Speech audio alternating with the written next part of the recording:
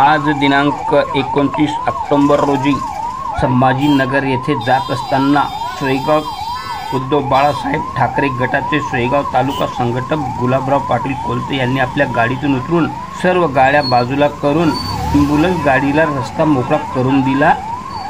सिल्लोड येथील माणिकनगर जवळ भवन येथे ॲम्ब्युलन्सचा रस्ता मोकळा करून दिला। जेव्हा गुलाबराव पाटील कोलते रोड रस्त्याने रहदारी करत असतात तेव्हा कुठेही दुःखद घटना असेल, काही अडचणी असतील त्या ठिकाणी हिरारीने भाग घेऊन गाडीच्या खाली उतरून रस्ता सुरळीत करतात। हे त्यांचं एकमेव असं उदाहरण या परिसरामध्ये आहे। त्यांचं कामकाज खूप चांगलं आहे। ते उद्धव बाळासाहेब ठाकरे या गटाचे खूप जुने सोयगाव तालुका संघटक आहेत।